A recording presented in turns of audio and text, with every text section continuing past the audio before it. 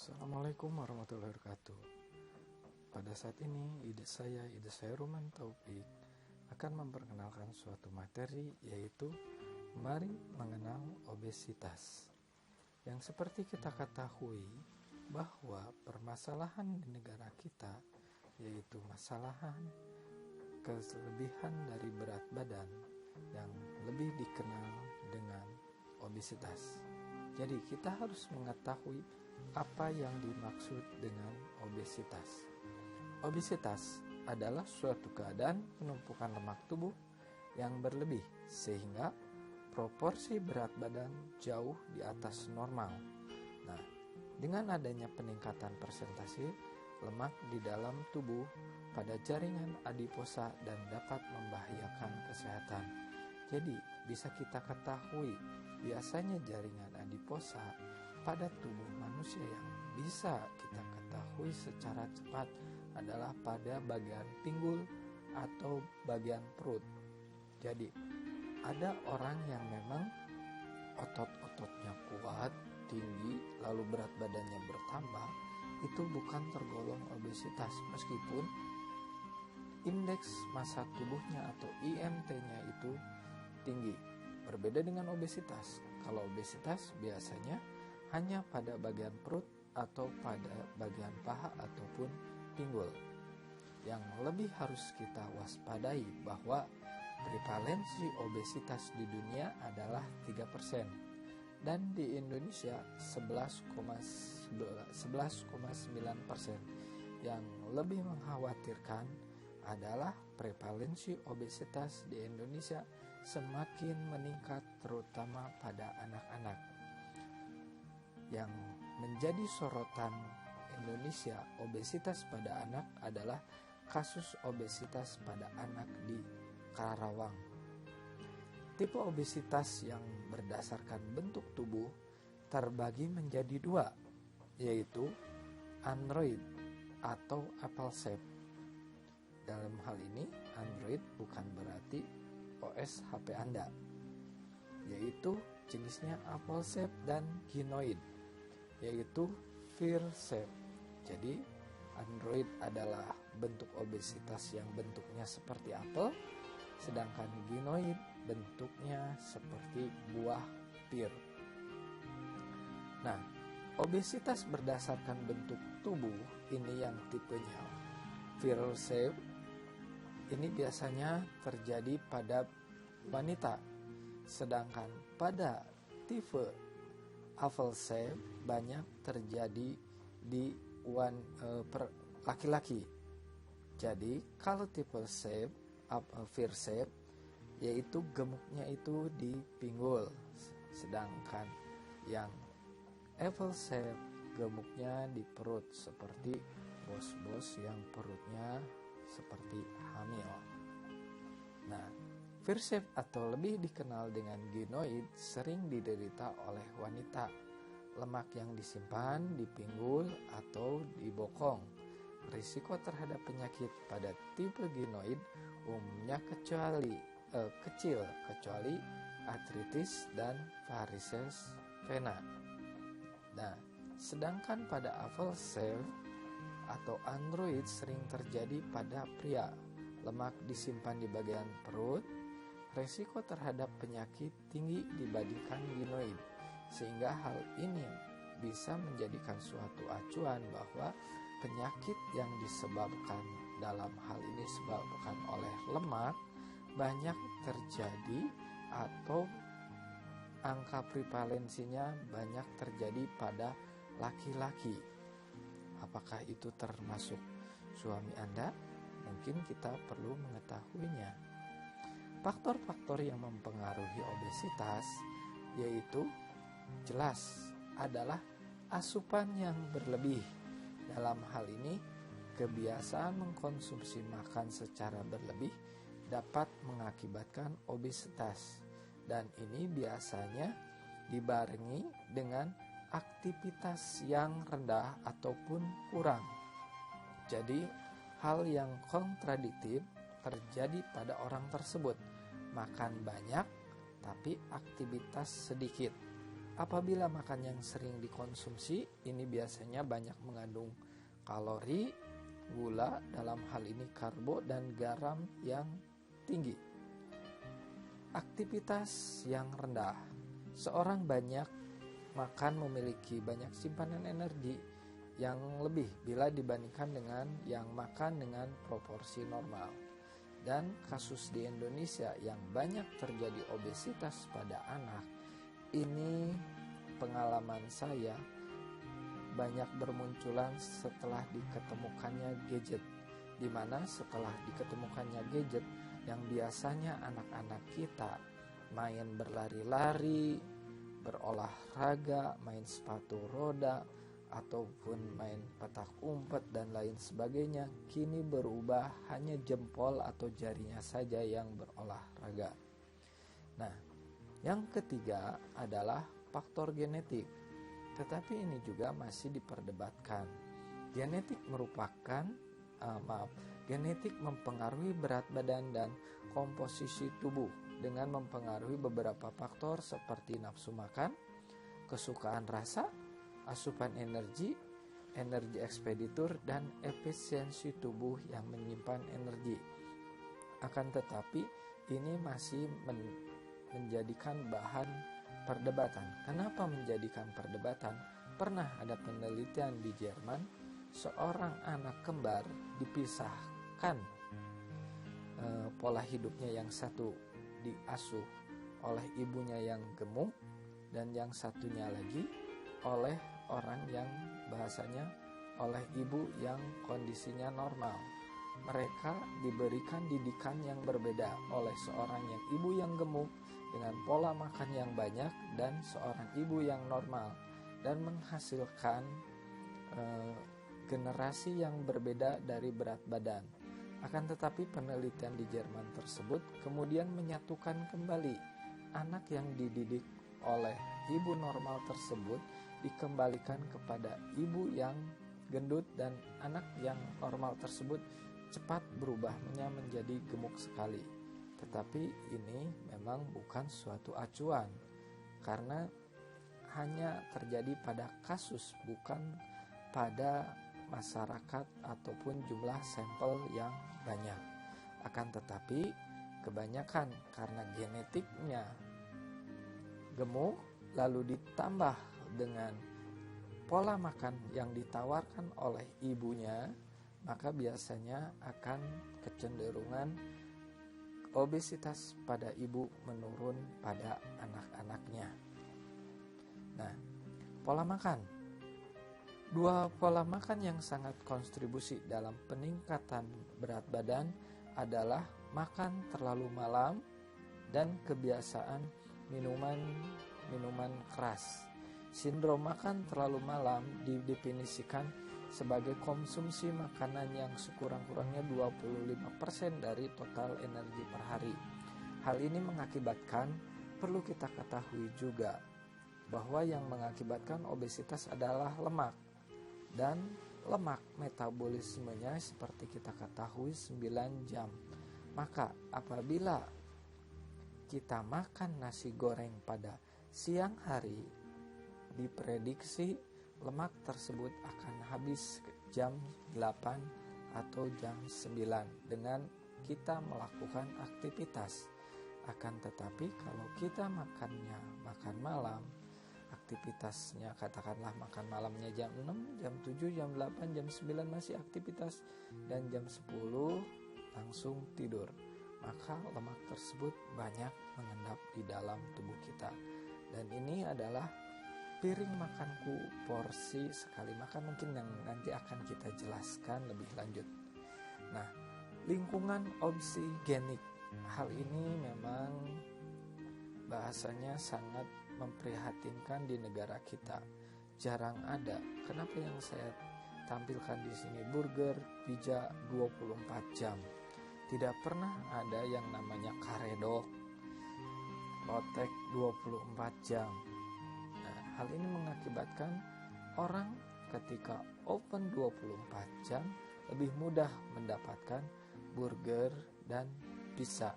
Sehingga ini di perilaku anak lebih kecenderungan akan memilih burger atau pizza. Nah, kelainan medis salah satu konsumsi obat dan penghentian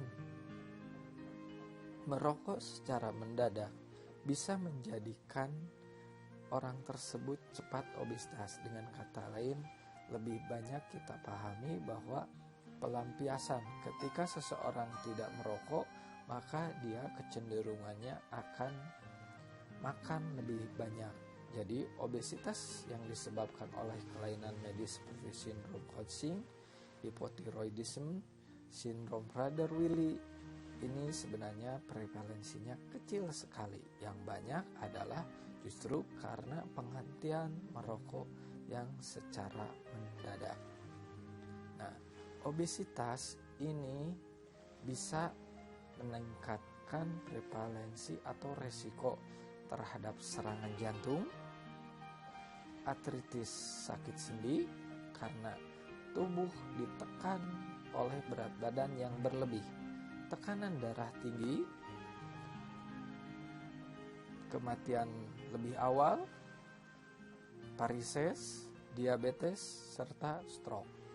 Jadi silahkan bila di keluarga kita ada yang obesitas, kita bisa memprediksi resiko penyakit mana yang muncul lebih cepat pada orang tersebut. Apabila ditemukan 2 dari 4 kriteria, maka seseorang dapat dikategorikan SM. Apa itu SM? SM merupakan sindrom metabolik, terjadi berawal dari berat badan berlebih yang terus-menerus dan berkembang menjadi obesitas, bahkan menjadi obesitas berat.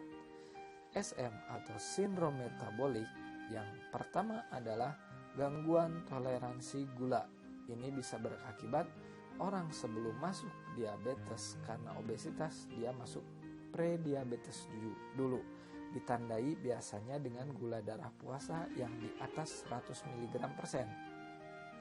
Sindrom metabolik yang kedua adalah dislipidemia, ditandai dengan trigliserid di atas 150 mg/dl atau sedang mengkonsumsi obat kolesterol. Yang ketiga, dislipidemia ditandai dengan kolesterol HDL, high density lipoprotein, yang rendah atau lebih dikenal dengan lemak baiknya yang rendah atau sedang mengkonsumsi obat kolesterol. Bila HDL pada perempuan di bawah 50 atau pada laki-laki di bawah 40 mg/dl, maka kecenderungan sindrom metabolik bisa terjadi.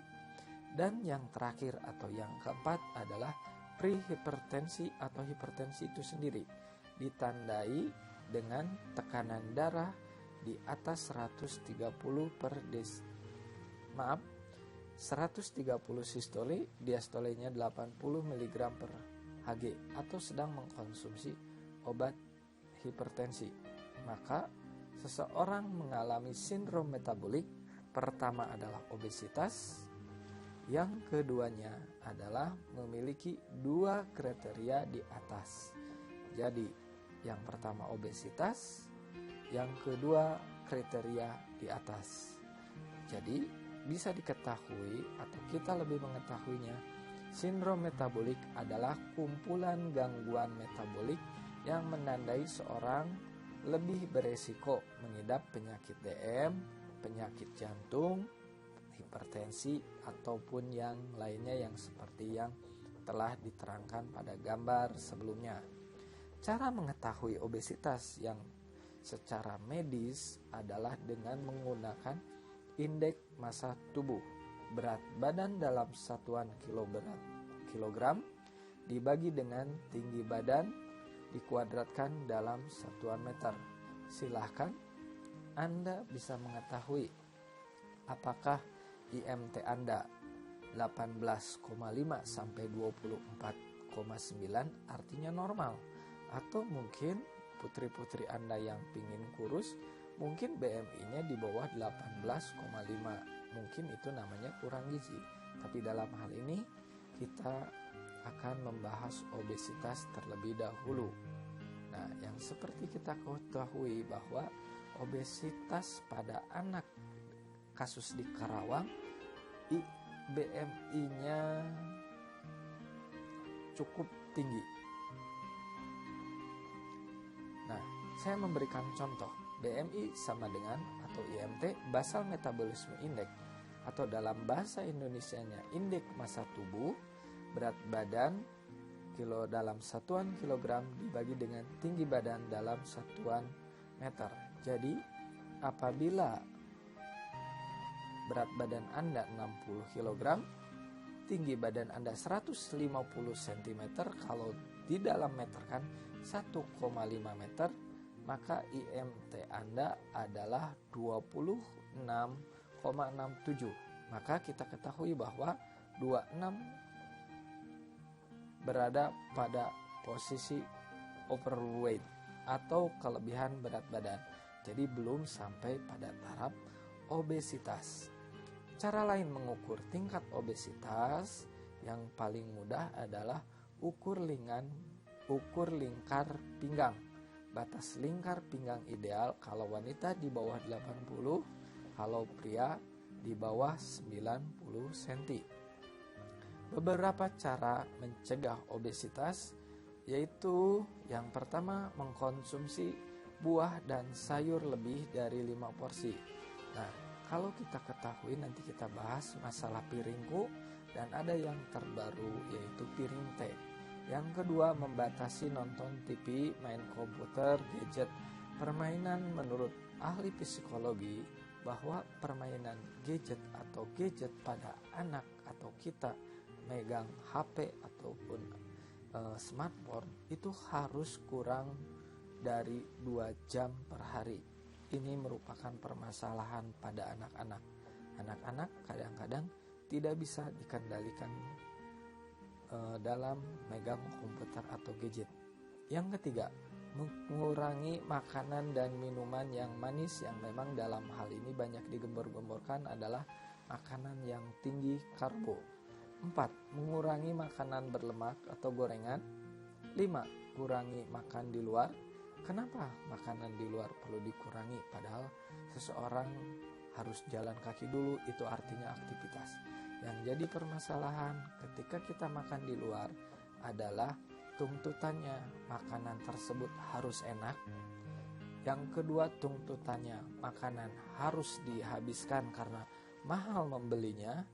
Yang ketiga, makanan di luar lebih banyak makanan yang seperti obesitogenik tadi, yaitu yang 24 jam seperti pizza, burger, dan yang lain-lain. Jarang pernah ada makanan di seorang ibu makan di luar ngajak anak-anaknya adalah timbel, karedok, lotek, dan lain sebagainya. Yang keenam, makanlah sesuai waktu. Dalam hal ini, biasakan makan teratur. Jam 6 makan pagi, jam 12 makan siang, dan jam 6 makan sore atau makan malam. Dan makan malam diusahakan 4 jam sebelum tidur. Kenapa 4 jam sebelum tidur? Karena ketika makan jam 6 maka karbohidrat dan protein akan habis di metabolisme selama 4 jam tersebut. Dan yang ketujuh, tingkatkan aktivitas fisik minimal 1 jam per hari. Nah, pola aturan makan. Nah, ini sebenarnya ini pola piringku, dan pola piringku yang banyak diadop adalah lauk pauknya, buah-buahan, makanan pokok, dan sayuran. Nah, pola piring yang sekarang yang terbaru untuk terapi yaitu pola piring T. T tersebut jadi piring ada huruf T-nya, di mana yang paling atas yaitu banyaknya setengahnya sayuran, 1/4-nya nasi, dan 1/4-nya protein hewani dan nabati. Nah, tapi itu apabila ibu-ibu obesitas, maka saya menganjurkan makanan dengan metode piring T itu lebih bagus dibandingkan dengan porsi piring makanku.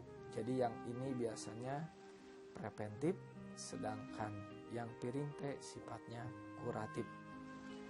Nah, yang keduanya selain makan, pengaturan olahraga.